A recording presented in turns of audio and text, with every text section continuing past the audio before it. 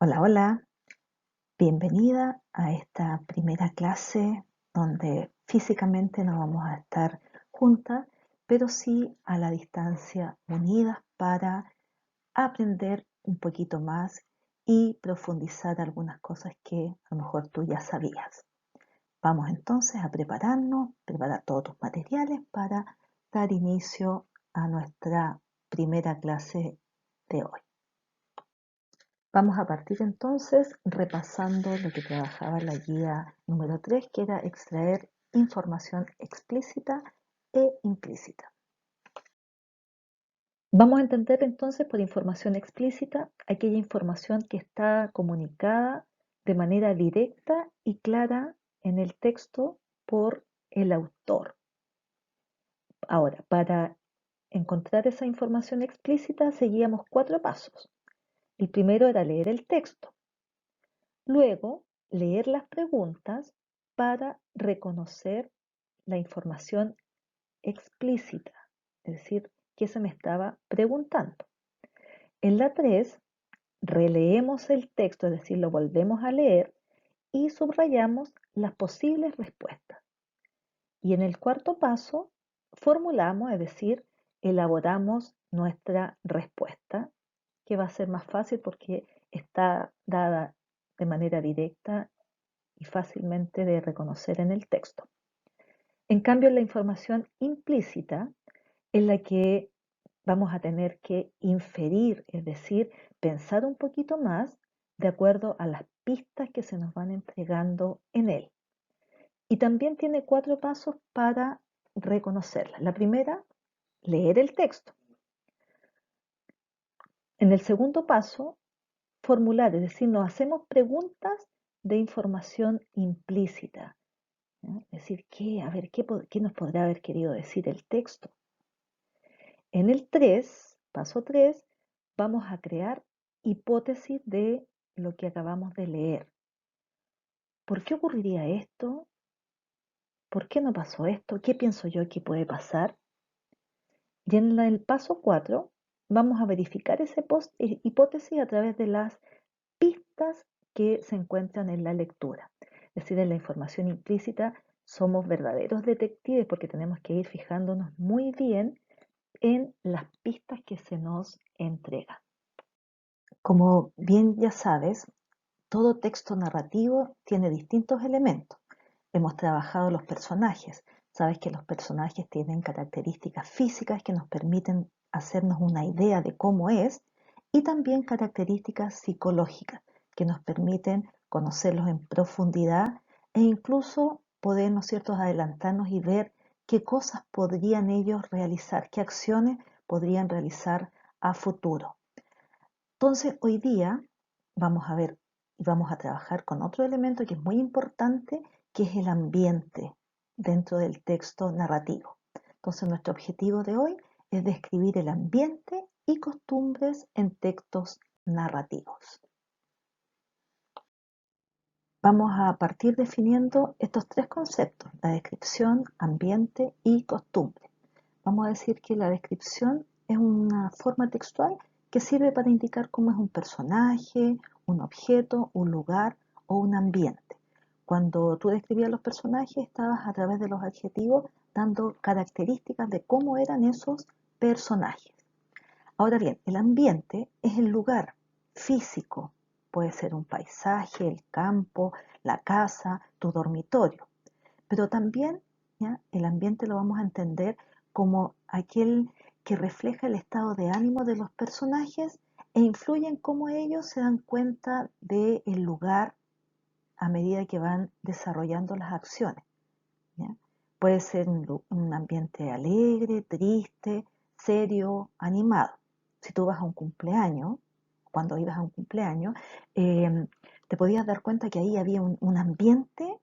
Nadie te lo decía, pero tú te dabas cuenta que había un ambiente alegre. En cambio, cuando fallece alguien, ese ambiente de la gente que está ahí es un ambiente triste. Y las costumbres también van a influir en este ambiente, porque son las formas que tienen las personas de enfrentar la vida cotidiana. Por ejemplo, hay gente que tiene la costumbre en Navidad de reunirse con su familia, de hacer una cena, de repartir regalos. Hoy en día, en esta cuarentena, tenemos la costumbre de lavarnos las manos con mayor frecuencia a como lo hacíamos antes. ¿Cómo lo hacemos entonces para describir el ambiente y las costumbres en un texto narrativo? Siguiendo estos pasos. Lo primero es determinar las características físicas y psicológicas de los personajes que tú ya lo has hecho. Dos, identificar las costumbres de los personajes, qué es lo que ellos suelen hacer, en qué es lo que creen. Y como tercer paso, describir el lugar desde la perspectiva de un personaje, es decir, el espacio físico, por ejemplo, el ambiente físico, un bosque, llámese la playa, a lo mejor no lo va a describir de la misma manera un personaje que otro, porque tienen sentimientos distintos. A lo mejor alguien que tuvo una mala experiencia en la playa, obviamente no va a tener los mejores recuerdos de ese lugar. En cambio, para otro que lo pasaba bien, va a tener, ¿no es cierto?, una perspectiva, una visión diferente. Y por último, cuarto paso, detallar el ambiente y las costumbres. Es decir, ahí ya, en ese último paso, uno logra describir bien y dar todos los detalles del ambiente y de las costumbres de esos personajes. Antes entonces de poner en práctica estos pasos que acabamos de ver para describir el ambiente y las costumbres en un texto narrativo, vas a responder en tu cuaderno con letra preciosa y bien ordenadita esas dos preguntas. ¿Qué pasa con los campesinos cuando no tienen agua? ¿Y qué puede ocurrir cuando se talan o cortan los árboles? Entonces ahí vamos, hay una manito, tú vas a detenerlo, te vas a detener un ratito, no vas a avanzar y vas a responder. Aquí tenemos la respuesta, que a lo mejor las tuyas van a estar con otras palabras, pero la idea debiera ser la misma. A la primera pregunta, la respuesta sería: cuando los campesinos no tienen agua, no pueden regar sus sembrados y por lo tanto no hay fruto. Y a la dos, la tala de árboles provoca, ¿no es cierto?, un daño ecológico que afecta la vida de las personas y animales. Ahora te invito a que leas, si puedes en voz alta, modulando bien, con una velocidad adecuada, esta leyenda colombiana para que enseguida podamos aplicar estos pasos que hemos trabajado.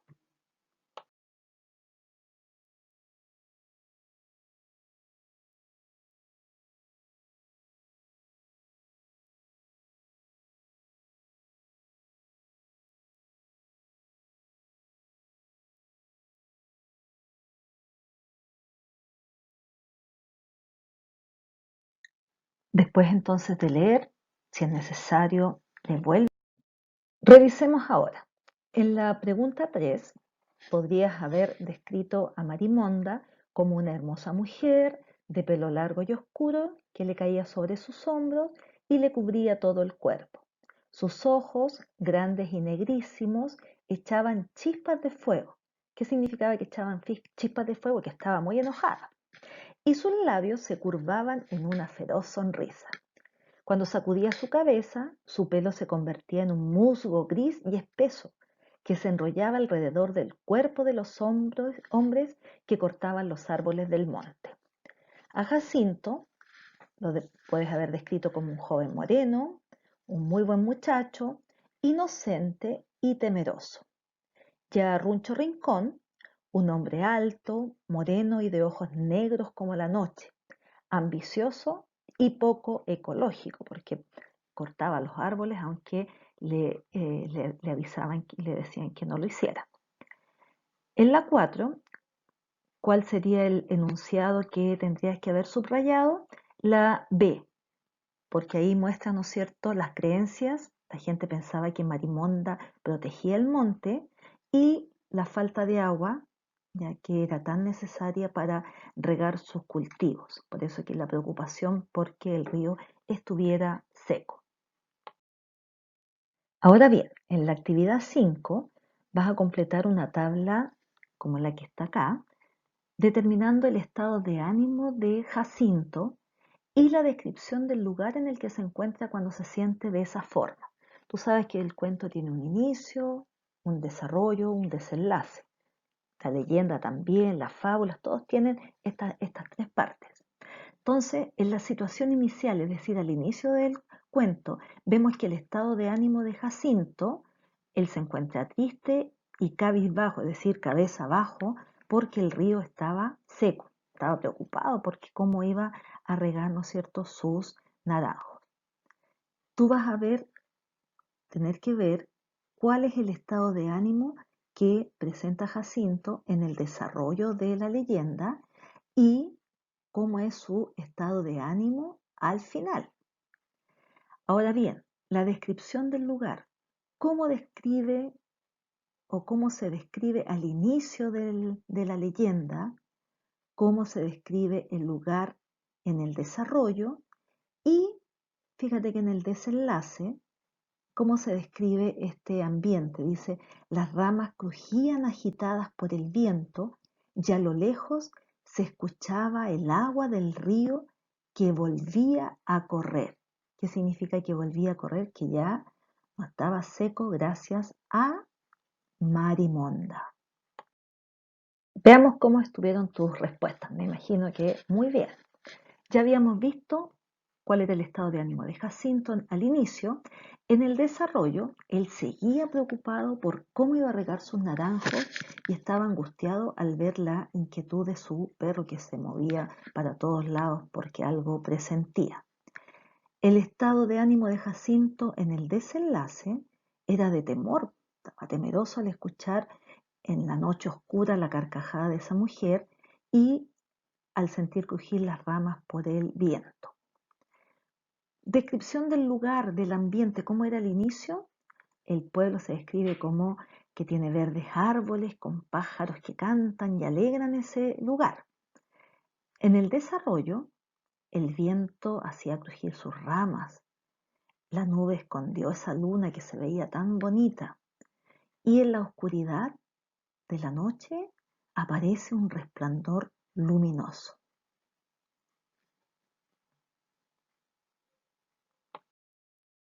Responde ahora esta pregunta. ¿El ambiente es siempre el mismo a lo largo de la leyenda? ¿Cómo lo sabes? ¿Qué cosas te permiten darte cuenta de que es siempre el mismo o que cambia? Comprobemos ahora tu respuesta. El ambiente no es siempre el mismo.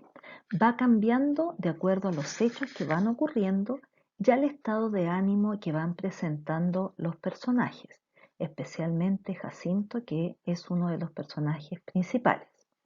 ¿Cómo lo sabes? Por las actitudes que van mostrando los distintos personajes ante los hechos que les toca vivir, como por ejemplo, Jacinto al inicio estaba preocupado por la falta de agua y cómo regaría sus naranjos, pero pasa a un estado de preocupación al sentir a su perro inquieto y de temor frente a la oscuridad que hay en el ambiente para finalmente terminar aterrado al ver el cuerpo de Runcho Rincón. Ya vamos casi terminando. En la pregunta 7 dice, a partir de toda la información que obtuviste, describe. Letra A, el ambiente desde la perspectiva de Jacinto, es decir, desde lo que él siente o ve. Y B, las costumbres de las personas de la historia, en qué creían ellas o qué actividades realizaban. Comparemos tus respuestas. Desde la perspectiva de Jacinto, él ve el ambiente de esta manera. Dice, Jacinto recorre ese camino para llegar a su rancho rodeado de verdes árboles que acogen a muchas aves coloridas que cantan y alegran el paisaje. Su preocupación por lo seco del río lo llevan a imaginar sus naranjos secos por la falta de agua. Eso no lo dice, pero nos imaginamos, ¿no es cierto? Lo podemos inferir. Caminos a su rancho se encuentra con esa luna redonda y amarilla, que luego fue cubierta por una nube, dejando el lugar en una completa oscuridad junto a las ramas que crujían con el viento, creando un ambiente de temor y angustia, y que se ve aumentado al ver el cuerpo del campesino. ¿Te fijas cómo el ambiente va cambiando tanto físicamente, porque al principio estaba, ¿no es cierto?, de día, luego la noche, pero también van cambiando las emociones que va sintiendo Jacinto en ese ambiente. Y letra B, ¿cuáles eran las costumbres de las personas? Dice, es un pueblo campesino que realiza el trabajo propio del campo, sembrando, plantando y regando sus cultivos. Por otro lado, hay personas que cortan árboles para venderlos y obtener más dinero, como Runcho, Rincón. Y existe la creencia de que hay una mujer, la Marimonda, que ataca a las personas que dañan el monte causándoles la muerte. Muy bien, sigamos. Como te podrás haber dado cuenta, en la leyenda habían distintos tipos de ambientes, que también lo vamos a encontrar en todos los textos narrativos. Uno era el ambiente físico, que correspondía al lugar en el que se desarrolla la historia. Pueden ser lugares abiertos como la playa, el campo, o lugares cerrados como la casa, la habitación o la sala de clase. En la leyenda veíamos que el espacio físico era un pueblo que tenía bosques verdes y un río que lo utilizaban para su vida diaria, para regar, para también beber y me imagino que para bañarse también. En el ambiente psicológico es el que corresponde al ambiente emocional que van experimentando los personajes a lo largo del relato. Vemos que Jacinto, su estado de ánimo era de preocupación, porque cómo iba a regar sus naranjitos, y luego va pasando por la angustia al ver que su perro ladraba cuando iba cruzando el bosque y cuando escucha el viento mover las ramas y más encima cuando escucha esa risa, esa carcajada de la marimonda, hasta llegar, ¿no es cierto?, al terror cuando ve el cuerpo de Runcho Rincón.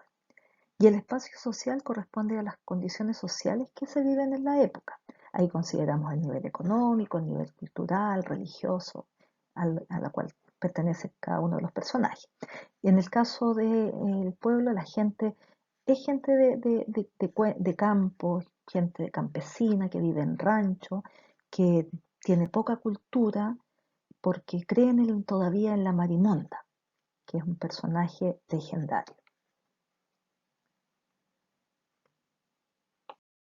Si has llegado hasta aquí, te felicito, has realizado un excelente trabajo.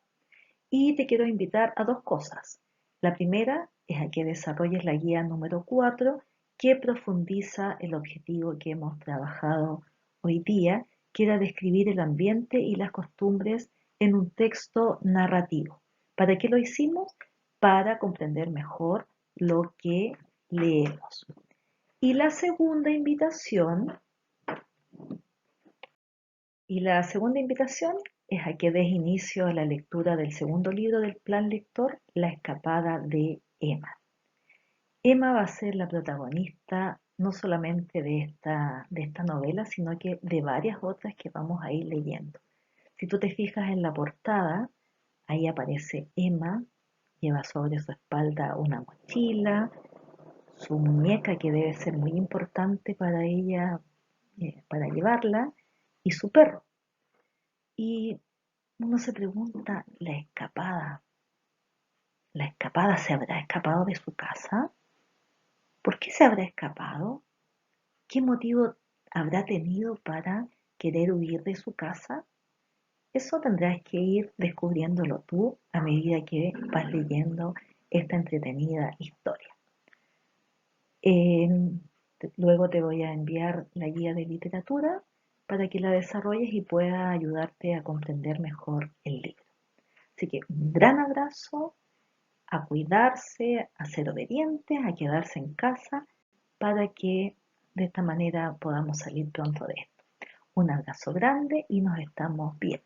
Te quiero mucho.